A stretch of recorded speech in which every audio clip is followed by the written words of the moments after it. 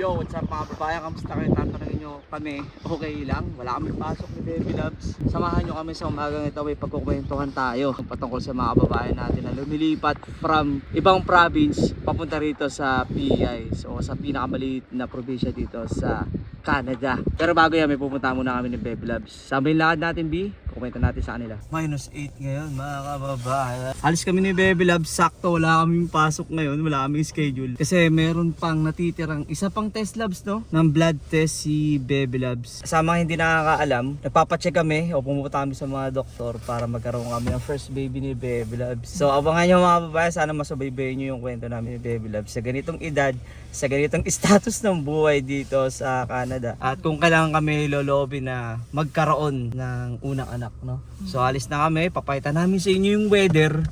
Kasi nag-snow ngayon at kukwento namin sa inyo kung kamusta, ano ba yung kwento ng mga kababayan natin na lumipat mula sa napakagandang mga probinsya dito sa Canada papunta rito sa pinakamalita probinsya dito sa Canada. So let's go! Dito na kami ni Baby Loves. So, dito ko muna tubig mami.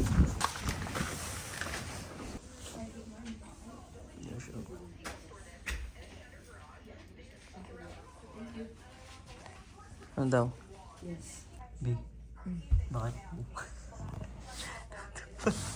B, bakit nga ba natin ginagawa to? Bakit nga ba tayo nandito? Papatay sa unang dugo. Bakit? Parang malaman kung okay yung health natin. Kasi nagpa-plan na tayo mag-baby. Nauntog ka pa, Labs, no? Kasi Dalawa na lang, tatawagin ka na. isa na lang. Isa na lang. Maglalakad natin ngayon, ah. Mas matagal pa yung ano eh. Pag-aantay natin, biyahe natin kasi doon sa ginawang test sa UV, ah. Ang bilis lang, no? Pero no complain naman, syempre bilis naman din kahit pa paano. Ano? 4 na tinuran ko na. 4 na tubes. Binidyo nga ni Bebel, pakita mo abi. Buti ano, pinayagan ka niya mag-video, B. Kumuha na kami, no?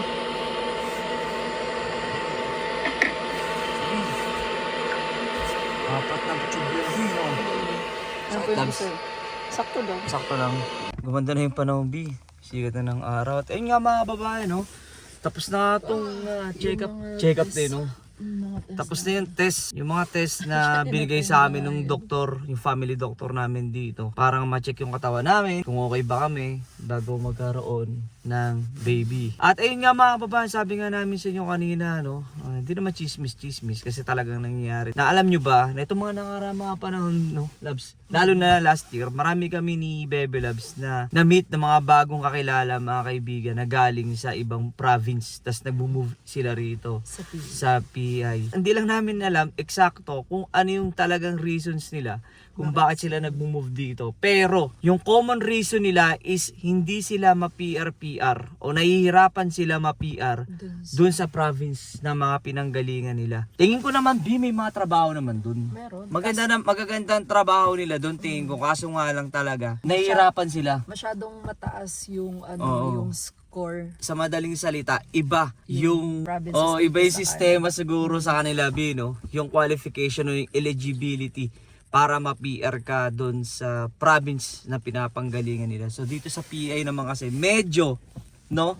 Hindi naman natin masasabing kasi madali. iba-iba naman yung yung kwento dun eh. Tsaka dito eh. Pero dito kasi, dito sa PEI kasi, medyo mas madaling ma-PR dito kapag nakahanap ka ng employer na bibigay sa'yo ng job offer or ng LMIA. So, supporta nila hanggang ma-PR ka. Apply ka ng Ma-apply ng PR hanggang ma-PR ka. At last night nga, nakakita ko ng post sa Facebook eh. Ng Facebook page dito sa mga Filipino dito sa PA. Sabi na galing daw siya sa Vancouver. Kasama niya yung family niya o yung asawa niya papunta na rin dito. So, kamunta doon sa Pilipinas, asawa niya IT. Mag-move sila rito sa PEI. Nagbabalak silang lumipat from Vancouver to PEI. Yon kasi nga nahihirapan silang ma-PR doon sa province na yun. So comment down below kung tama ba yung mga babae na medyo mas madaling ma-PR dito sa PEI at medyo mahirap naman ma-PR sa ibang sa province. Kaya pinipili nung iba na mag-move. Dito sa No diesel. PEI. May mga kakilala naman kami, talaga nagtatagumpay. Galing sila sa ibang province B, no? Mga na ano na. Swerte lang Oo, nila kasi na-PR na sila, yung iba nga citizen eh. nakahanap Oo. sila ng employer. Talagang nag-decide sila na yun nga, kasama yung buong pamilya, nag-move sila galing doon sa province na yun. Nakahanap sila ng employer, magbibigay ng LMIA, tapos sa PR, na citizen, tapos to. Napakaganda na ng trabaho nila rito or buhay nila, may mga bahay na sila. Tapos labs, yung iba naman na ginagawa nila after nilang makahanap ng employer, ma-PR, ma-citizen. Siyempre kailangan mo mag-stay dito eh. After ma-citizen, bumabalik sila dun sa province na pinanggalingan nila, no? So hindi mo naman sila mabiblame kasi siyempre kahit iba-iba naman story natin mga kababayan eh. Kasi siyempre nag-upgrade sila sa sarili nila at siyempre iba-iba naman ang kwento ng buhay ng tao. Di ba? Status natin mga kababayan. So hindi mo naman sila mabiblame. Strip store. Let's go! Yun nga, sabi namin ni Bebe Loves, hanap ako ng ano rito, leather belt. Ay, alam nyo ba, itong sapatos ko, sa thrift store lang din to. Columbia. Pagkabili natin dito sa Scooby, better boots. Mas malawak dito. Tingnan natin kung may pampasok na sapatos dito. Pasok. Puro naman pambabae yung ano eh. North Face daw na jacket oh. Magkano yung ganyan? 34. Pero Lumang klase ng ano na yun, North Face. Ikot-ikot muna ako, Bia. Ito muna ako sa Gedley. Ay, ito pala yung panlalaki. Ano. Ito yung mga usong sapatos namin dati, and one mga kababayan. Pag may gantong sapatos ka dati, maangas ka na. Ba't pa rito, 14 lang. Labs, ang ginagawa mo dyan? Kala ko talitalinuhan ka eh. Ikaw ba, nakagamit ka ng ganito dati? VHS? Oo.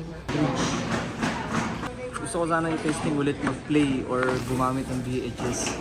Kaso kailangan mo ng player. Bili ka ng player. Problema mo pa ngayon kung saan makahanap ng player. Ito nakakatuwa lang din kasi ito, yung gano'n nakalayo, inaabot ng technology. Yan yung dati. Oo. $1 lang. $1. Ngayon kasi... Netflix. Ngayon pa nga. Mag-Netflix ka na kasi pag bumili ka ng mga ganitong pelikula, problema mo naman ngayon kung saan mo sila ilalagay. Sasalpak. Hindi, saan mo sila ilalagay after. Tapo na. Ilang beses ka ba manonood ng Grinch sa isang buong taon eh? Isang beses. Isang beses lang. Mulan nga, meron na rin yan sa net. A whole new world. Wala din talaga yun. Hindi ka nag-react. Malay ko. Sa Bebe Loves may nakita. Uy, yun tignan mo dyan. Pinahenta siyang ano. Ano bang ano yun? Air Max View. Nike? Oo. Bago pa yun, B. Suwid na Air Max, oh. Bili mo na. Sabihin mo sa akin. Pang trabaho din yan, oh. Ano? Kaya nga, sabihin mo ko na. Pang trabaho, pwede na yan, oh. 25 pang work. Di ba size 8 ka, sakto? Bili mo na yan. Thank you. Oh, you're gonna get them? Yep. Okay, I'll take them up front. Sure, thank you. Be there in a minute. Okay. Yep.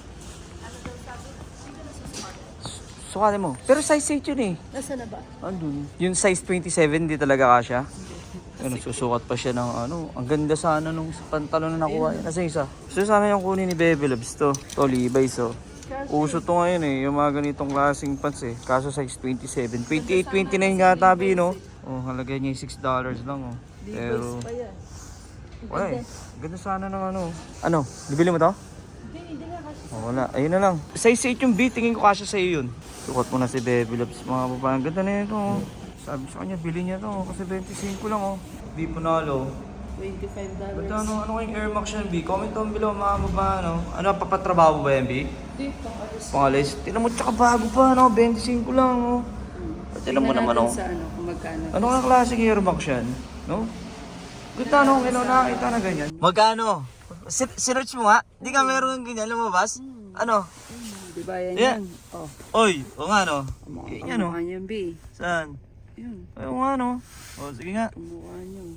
O, kamukha. Magkano yan? B, 120 yung retail Uy. price niyo. 120 retail price. Ang colorway niya daw, Squadron Blue, Metallic Armory. Sabi niya, ayun daw pantrabaho to eh. So nandito kami sa ibang thrift store ni Bebe Loves. Okay. Sabi ko maghahanap ako ng Sintron B, di ba? Leather, mura. Kunin mo na. Dito mo ito nahanap ko. Hindi siya kagandahan, B. Oh. Pero gusto ko, leather. Mm. Tsaka malupit pa. Itong ano na to is ano, Harris. made in PEI. Oh. Mm. Tingin ko ano to, balat ng kabayo to. Tingnan mo. Gusto ko kasi leather talaga eh. Oh, patay mo kunin. Kunin mo na to. Ang halaga niya kung magkano? $4. 400 din. Hindi 400 yan. Baka $4 lang. Grabe naman sa 400 yan. 400. Pero pwede na yan. Ilinisan ko lang to, tapos siguro... Ay, yung isa ayaw mo? Paano siya mag-send? Hindi, yun ito. Wala na rin kasi ibang choices eh. Pero yun naman ang gusto ko, leather belt eh. Leather talaga. 100% genuine belt yan. Kasi makikita mo pa lang dito. Tsaka wala siyang mga ano, tahi-tahi sa gilid. Talaga siyang sureball leather siya. Lilisan ko na lang siya. Ako, ikaw naman maglibre sa akin. Oh, hawakan mo na to. Thank you, loves. Grabe. Ito mo namin dito sa Canadian Tire mga babaeng kasi gusto ni Baby Loves bumili ng bagong Tumbler. Wawa yung tumbler namin eh. Di-tape namin eh. Di-tape na eh. Di-tape na nalaglag kasi yung tumbler namin ng tubig ni Baby Loves sa trabaho mga babaeng. So, bibili muna kami. At alam nyo ba, yung Canadian Tire na to, dito nagtrabaho dati yung anak ni Utol. Umangking ko. Kaso ano eh, school na siya. So alam nyo ba mga kababayan, ano, may mga na-meet din nga kami. Lalo na ng Park TV, no? Yung Christmas party ng mga Pilipino. Galing sa ibang lugar. British Columbia ba yun? British Columbia siya. Tapos nag-move siya rito sa PEI para nga makasakali ma-PR. Trabaho siya sa Tim Hortons ngayon. Nakahanap siya ng Tim Hortons na nagbigay ng job offer, bigyan ng LMIA. So hopefully yung kababayan natin na yun, kasama pa ng iba, ano, hindi lang ano, ma-PR, yun, ganun, ma-PR sila.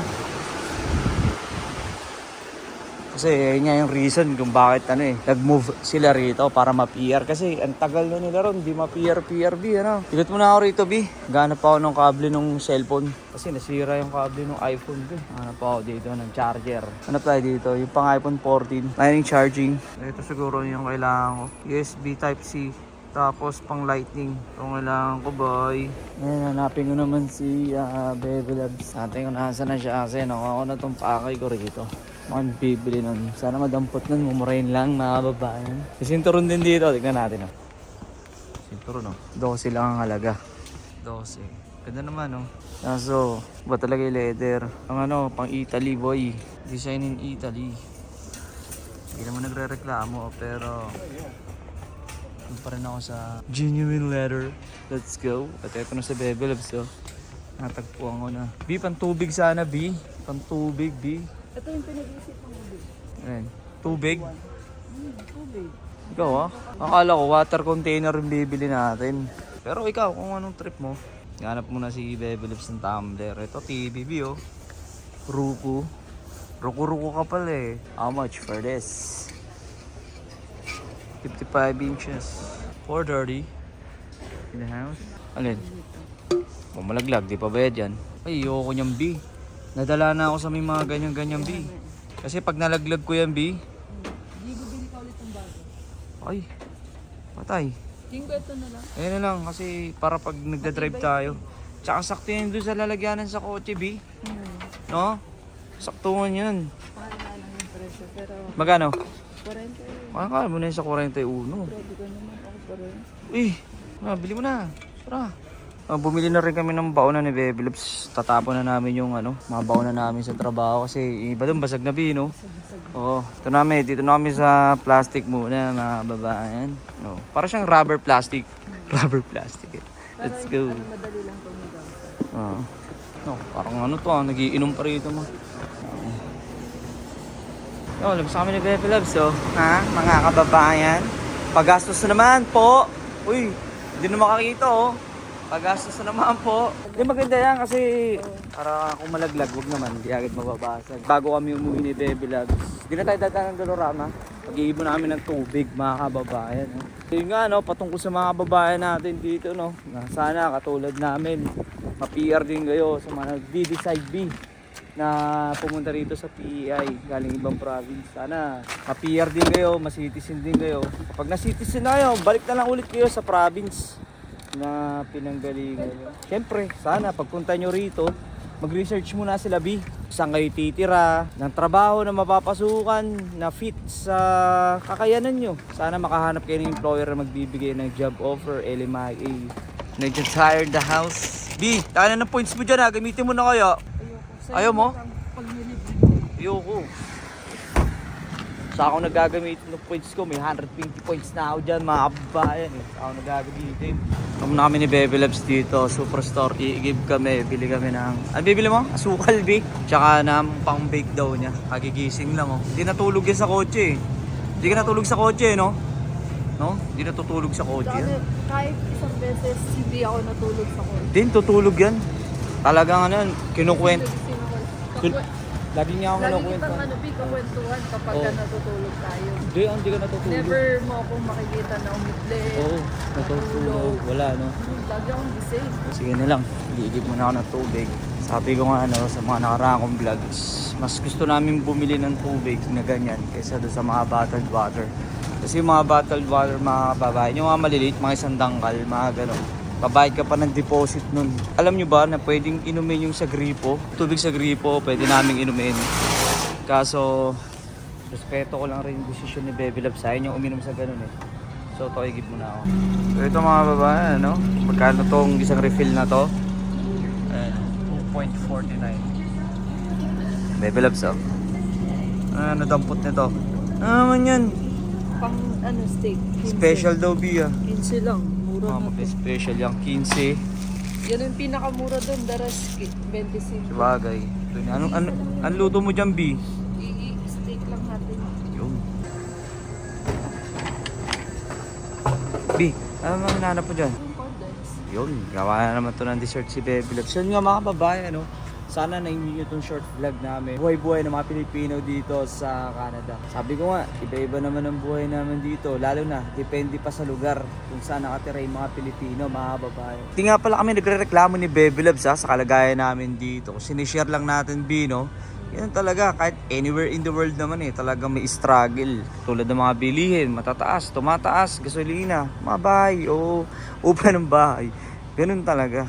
Hindi kami nagrereklamo kung anong meron kami dito. Sinishare lang namin sa inyo. At nga pala mga babae, no? Abangan nyo rin, no? First baby namin ni Bebe Loves. Kung sa mata ng tao, napaka-imposible. Pero naniniwala kami sa timing ni Lord. God's timing, mga babae. Wala imposible kay Lord. Alam namin na pagkakalaobang kami ni Bebe Loves, ni Lord, ng first baby, no? Abangan niya mga babae na sa next test na gagawin din ni Bebe Loves namin dalawa para magkaroon kami ng first baby. Ito nga pala mga babae, tulungan nyo kami ni Bebe Loves. Bigyan nyo kami ng idea sa gagawin namin mga next content. Comment down below kung ano yung pwede namin gawin ni Bebe Loves na gusto nyo malaman dito sa Canada. Kaya naman namin, try namin yung best namin, gagawin namin yung content. Please comment down below. Tulungan nyo kami, bigyan nyo kami ng idea mga babae. At kung na-enjoy nyo itong vlog namin na to, please don't forget to subscribe. Pa-like na lang din, press yung notification bell para hindi nyo yung mga next upload na gagawin namin. So sa next vlog na lang, stay safe, God bless and God first. God first, mga Let's go!